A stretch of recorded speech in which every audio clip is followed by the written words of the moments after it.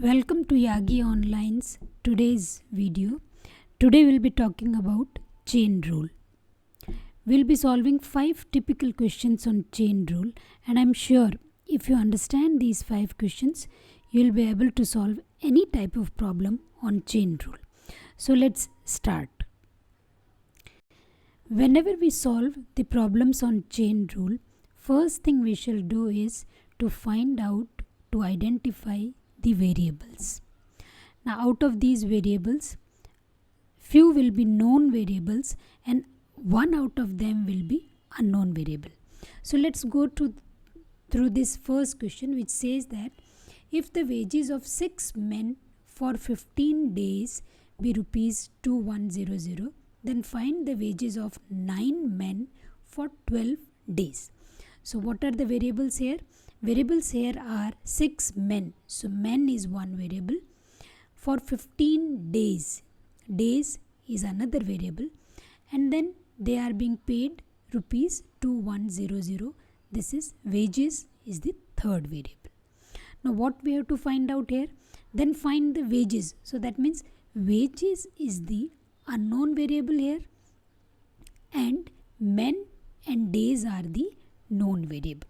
So once we identify the variables, then first step will be let the required wages be rupees Z. Whatever unknown variable we have to find out, we have to give it a variable name. So here we have given it Z.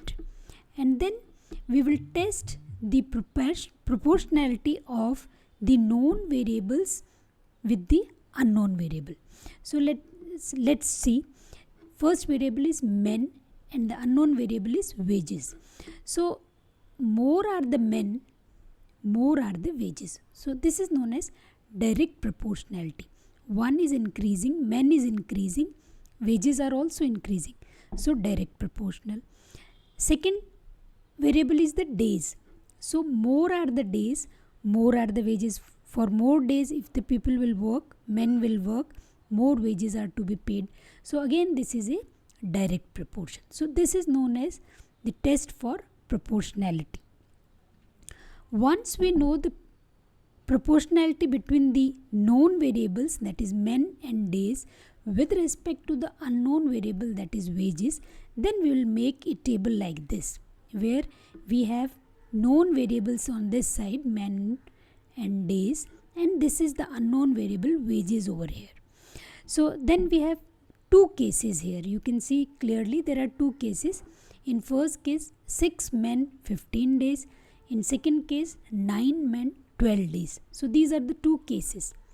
So let's say first we talk about men, case 1, case 2. Now since men have a direct proportional, we'll directly write for case 1 6, for case 2 9 men. Suppose this would not have been direct proportion, but it would have been indirect proportion. Then we will do the reverse of this. That means under case 1 we will write 9 men and under case 2 we will write 6 men. So we will reverse these two. These two numbers we will reverse. Here we will write directly because this is a direct proportion. Similarly, look at the other variable, that is days. So case 1 we have 15 days and case 2 we have 12 days. So because again this is a direct proportion, so under case 1 we will have 15 days and under case 2 we will have 12 days. So directly we have written since it is a direct proportion. And then wages, case 1 we have 2100 and case 2 we have assumed it to be Z. Next we have to solve it. So while solving, just do like this. For case 1, whatever variables are there, multiply them. That means 6 into 15 here.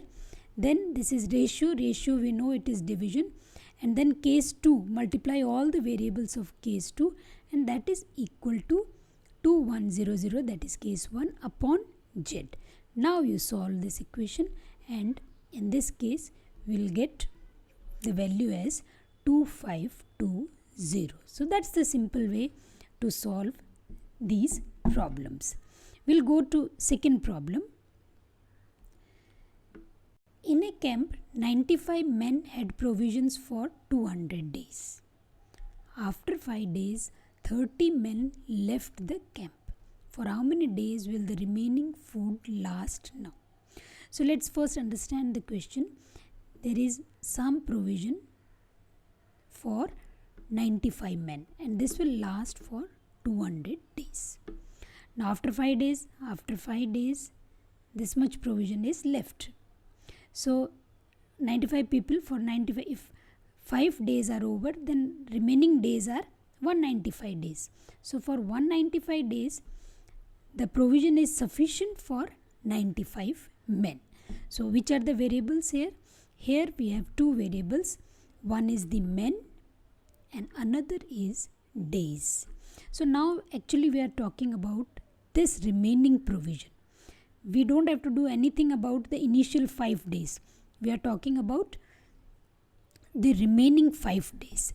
So what should be understood over here is 95 men had provisions for 200 days. After 5 days, same 95 men had provisions for 195 days. Okay, so that we have discussed. So this becomes our case 1, that for 95 men provision is sufficient for 195 days. This will become the case 1 because we have to keep the provision same. We cannot vary the provision. Amount of provision has to remain same. What will be our second case? Second case will be, now since only 65 men are left, since 30 men have left, so only 65 are there. So instead of 95, now 65 men are there, and for how long the provision will last? This is the question. So let the number of days remaining provision will last be Z. So that variable we have assigned to the number of days. So now first test the proportionality. So how will test? More are the men, less will be the days. It's very clear. If you increase the men, the provision will last lesser. So that means it's an inverse or indirect proportion. So let's make the table now. We have only one variable here, which is known variable, and days is the unknown variable. So since it is an inverse proportion, for case 1, 65 will be there, and under case 2 we will write 95. If it would have been direct proportion, 95 will come under case 1 and 65 will come under case 2. Since it is inverse, we have reversed these two numbers. These two numbers have been reversed, and that is equal to 195 is to Z, that is unknown variable. So now when we solve it, that's very simple. 65 upon 95 is equal to 195 upon Z, and this will give us Z is equal to 285. That means the remaining provision will last for 285 days if the people are only 65. Let's go to the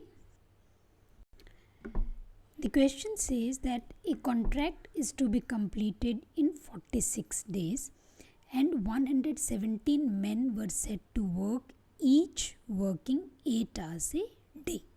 So there was a contract, one work was to be completed, and they decided that it will be completed in 46 days. So 117 men started to work on it, and they were all working 8 hours a day. After 33 days, 4/7 of the work is completed. So after 33 days, when they reviewed, they found out that only 4/7 of the work is completed. So at this rate, they cannot see that within 46 days the work will be completed. So how many additional men may be employed so that the work may be completed in time? Each man now working 9 hours a day. So that means more people will be required to be employed. So that we have to find out how many more people will be employed, and now they will be working 9 hours a day. So here if you identify the variables, you see what are the variables here. We have days as one variable, men as second variable, 8 hours a day. Per day, how many hours each person is working, this is the third variable. And then amount of work, 4 by 7. So this is also one of the variables in this question. So there are 4 variables over here, and which is the unknown variable here? What we have to find out? We have to find out how many additional men. So that means men is the unknown variable, and all the other 3, that is days, amount of work and hours are the known variables. So then let's say after 33 days only 4 by 7 of the work is completed, that is 3 by 7, that is 1 minus 4 by 7 work is still left. Remaining days left are 46 minus 33, that is 16 days are left. So if work is to be completed on time, then more men are to be employed. So let the total number of men employed be Z. So first thing is, we know first step is to understand the proportionality between the known variables and the unknown variable. So as we have discussed, there are 3 known variables here. So more work, more men. So there is direct proportionality between work and men. Then more days, more men. If more are the number of days, then more men are to be employed. So there again direct proportionality. More hours, less men. If the men are working, each person is working for more number of hours, then men required will be less. So this is indirect proportionality. Then we make this table. We have known variables this side, that is work, days and hours. These are the known variables which we'll write this side. Then we have case 1, case 2 and the unknown variable men over here. So if we look at case 1 is 4 by 7 of the work is completed in how many days? 33 initial days. And how many hours the men were working? They were working for 8 hours. If you look at the second case is now remaining work is 3 by 7. Days, how many days are remaining? Days are remaining is 46 minus 33, that is 16 days are remaining. And now they will be working for 9 hours a day. So this is the case 1 and case 2. Now I will write I will fill this table. So for work and men there is a direct proportionality. So directly we will write case 1 4 by 7 of the work is completed. Case 2 3 by 7 of the work is completed. For days and men again direct proportionality. So initial days are 33 and remaining second case it is 16. For hours and men it is indirect proportionality. So here you see we have reversed. It was 8 hours for case 1. So that we have written under case 2, and it was 9 hours for case 2. So that we have written under case 1. And then the next step is to solve.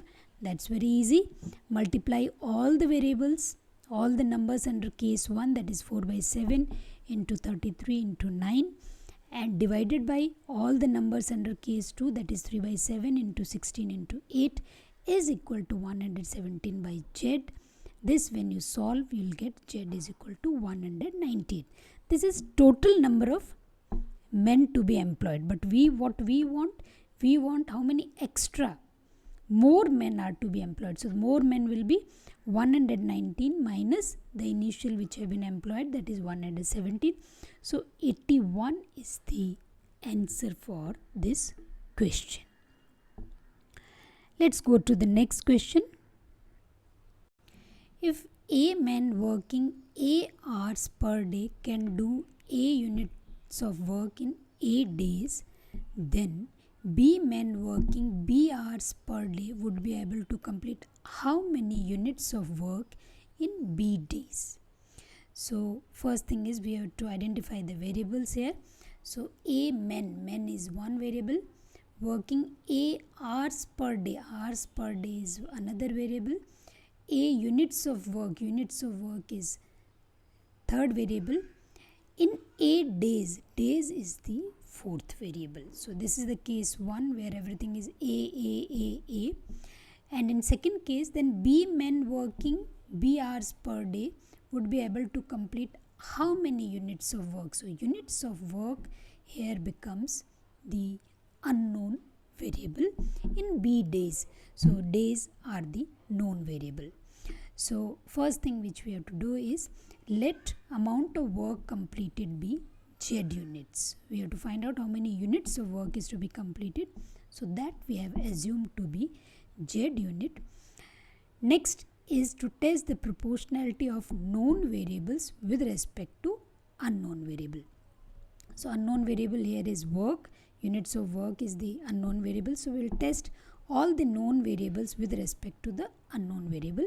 First known variable is men. We know that more men are employed, more work will be done. So direct proportionality. Hours per day. More hours per day a person works, more work will be done. So again direct proportionality. More the number of days, more units of work will be done. So again direct proportionality. We know, so case 1 and case 2. We know the variables, known variables for case 1 and case 2. So we'll make this table. This side we have all known variables, and lastly this side we have the unknown variable. So since there is direct proportionality, we'll write all the variables as it is. For case 1 A, for case 2 B. We know that if one of them, say for example the first one would have been indirect proportionality, then this A and B will get interchange. That we know, but that is not the case here. So we will write directly all of them, and then next step is to solve it. That is very simple. Multiply all the variables of case 1 upon, because this is ratio sign here, so upon multiply all the variables of case 2 is equal to A upon Z, and when you solve Z, we will get Z is equal to B cube upon A square is the answer for this problem. The last problem is something like this. 2 men and 7 boys can do a piece of work in 14 days. 3 men and 8 boys can do the same work in 11 days. So work is same. There are two situations given. In first situation, 2 men and 7 boys are working. They are working for 14 days. In the second situation, 3 men and 8 boys can do the same work in 11 days. Then how many days will 8 men and 6 boys take to complete 3 times this work? So such a problem can be solved by linear equations also, but we are not discussing linear equation here.